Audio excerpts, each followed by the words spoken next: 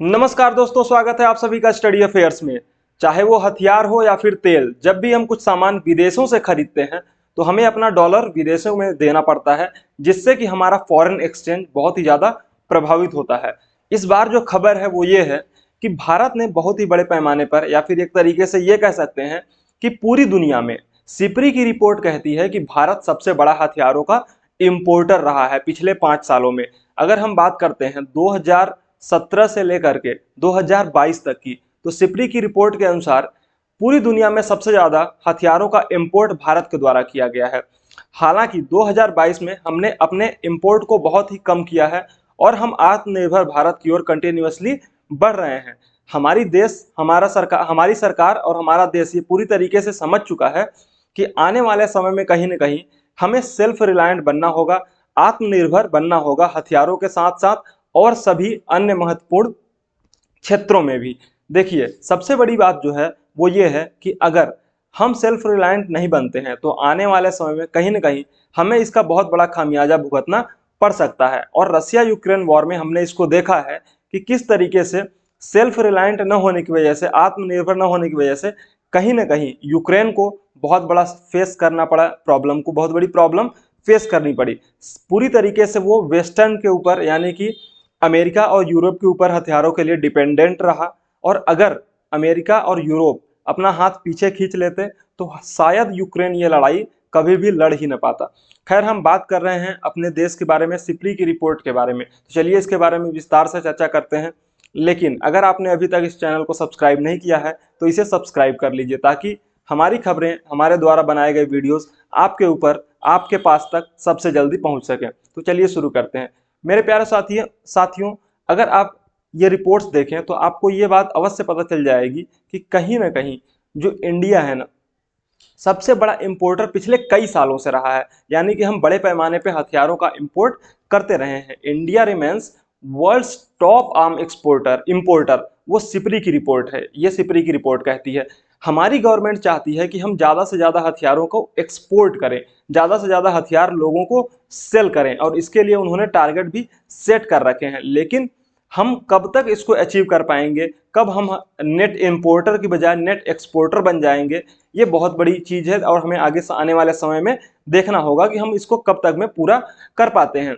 जो हमारा टारगेट है 75,000 करोड़ों का हथियार एक्सपोर्ट करने का, उसे हम जल्दी से जल्दी पूरा करना चाहते हैं। मेरे प्यारे साथियों, हम तेजस के लिए, तेजस को बेचने के लिए बहुत ही कंट्रीज के साथ, जैसे कि मलेशिया हो गया, अर्जेंटीना हो गया, इन सभी कंट्रीज के साथ में बात कर रहे हैं। जो हमारी ब्रह्मोस मिसाइल्स है उसको हमने फिलीपींस को सेल किया, और भी कंट्रीज को हम सेल कर रहे हैं। साथ ही साथ और भी बहुत से, जैसे कि रडार्स हो गए और बहुत से ट्रैकिंग डिवाइसेस हो गई, वो सब हम एक्सपोर्ट कर रहे हैं।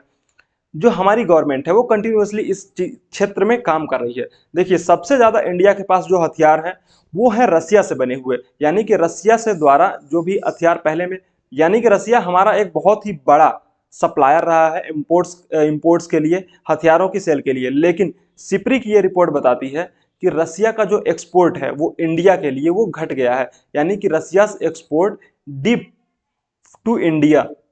वहीं पे यूक्रेन जो रहा है, यूक्रेन 2022 के अंदर में तीसरा सबसे बड़ा इंपोर्टर रहा है हथियारों का, क्योंकि युद्ध चल रहा है रसिया का यूक्रेन के साथ में, तो बड़े पैमाने पे उसने हथियार वेस्टर्न वर्ल्ड से, अमेरिका से, यूरोपियन कंट्रीज से लिए हैं। तो सबसे बड़ा वो नेट इंपोर्टर बन गया है, थर्ड लार्जेस्ट इंपोर्टर 2022 की बात हो रही है। ओके, देखिए 2013 से लेकर के 2017 तक का जो डाटा था सिपरी का, वहीं पे 2018 से लेकर के 2022 तक का डाटा जो था सिपरी का, यानी कि हर 5 साल में सिपरी डाटा को रिलीज करता है।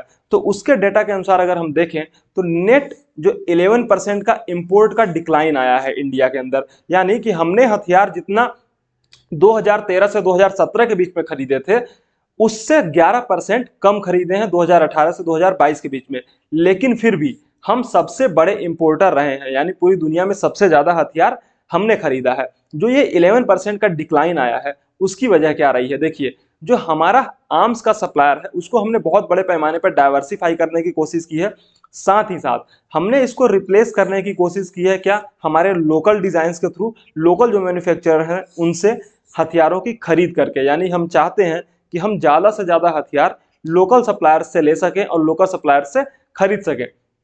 खैर 2011 से लेकर के और जो 2017 से 2022 तक में जो भी आर्म्स का इंपोर्ट हुआ है उसमें जो ग्लोबल शेयर है ना, यानी कि पूरे दुनिया में किसने कितना हथियार खरीदा, तो 11% जो हथियार थे पूरी दुनिया में बनाए गए जितने भी हथियार थे उसमें से 11% हथियार सिर्फ और सिर्फ इंडिया के द्वारा खरीदे गए। उसके बाद 9.6% हथियार सऊदी अरेबिया के द्वारा, 6.4% हथियार कतर के द्वारा, उसके बाद 4.7% ऑस्ट्रेलिया के द्वारा और 4.7% चाइना के द्वारा। यानी ऑस्ट्रेलिया और चाइना ने लगभग लगभग बराबर बराबर हथियार खरीदे हैं।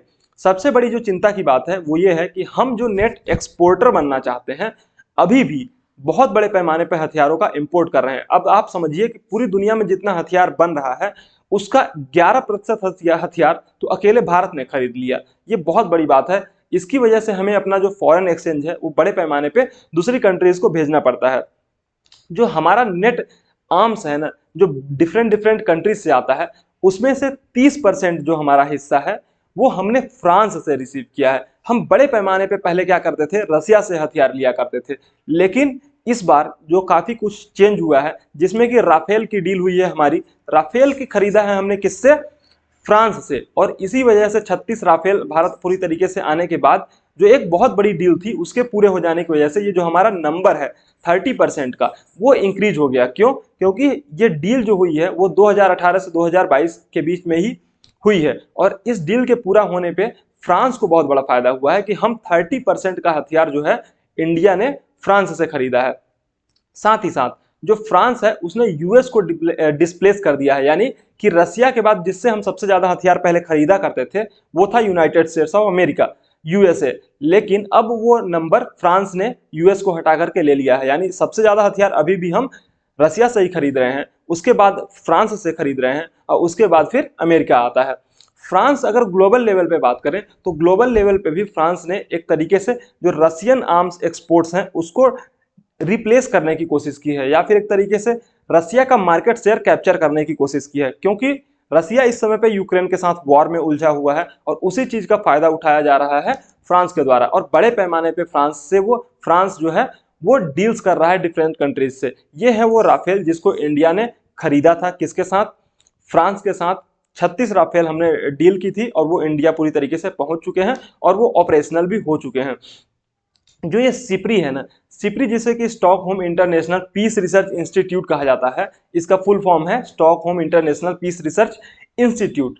ये बताता है कि जो पिछले 5 साल रहे हैं यानी कि 2018 से 2022 उसमें जो 5 सबसे बड़े इंपोर्टर रहे हैं वो Iran, Saudi Arabia, Qatar, Australia and China, ये तो रहे ही हैं। साथ ही साथ जो सबसे बड़े 5 एक्सपोर्टर रहे हैं उनमें रहे हैं यूनाइटेड स्टेट्स, रसिया, फ्रांस, चाइना और साथ ही साथ जर्मनी। ये 5 कंट्रीज हैं जो जिन्होंने सबसे ज्यादा आर्म्स का एक्सपोर्ट किया है, यानी कि पूरी दुनिया में इन्होंने सबसे ज्यादा आर्म्स को सेल किया है।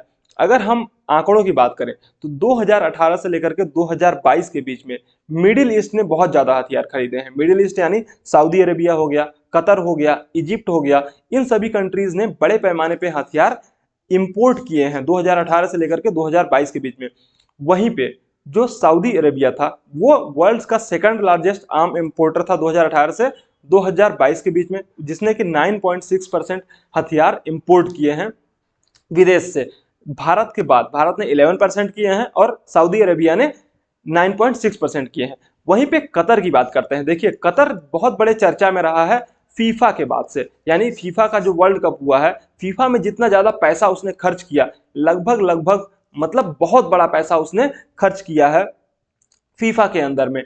और उसके बाद अगर हम बात करें तो इंपोर्ट्स जो है कतर के जो इंपोर्ट्स रहे हैं वो 3 गुना बढ़ गए हैं 2013 से 2017 के जो रिपोर्ट आई थी सिप्री की उसके बाद, और 2018-2022 की रिपोर्ट जो आई है सिप्री की उसको। मतलब इन दोनों को अगर हम कंपेयर करें तो पिछले 10 सालों में 5-5 सालों में इसने अपने जो आर्म्स को इंपोर्ट है उसको 3 गुना बढ़ाया है, यानी कि 311% का इंपोर्ट इन्होंने इंक्रीज किया है।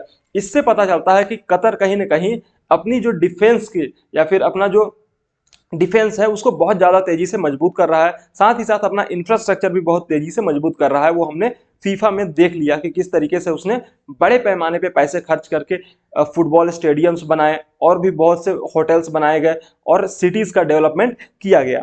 जो पाकिस्तान है, जो हमारा सबसे बड़ा एक तरीके से ये कह सकते हैं पड़ोसी तो है ही, लेकिन कहीं ना कहीं हमारा राइवलरी रहा है, आतंकवादी एक्टिविटीज करने के लिए पूरी दुनिया में मशहूर रहा है। वो उसने भी बहुत बड़े पैमाने पे इंपोर्ट्स किए हैं।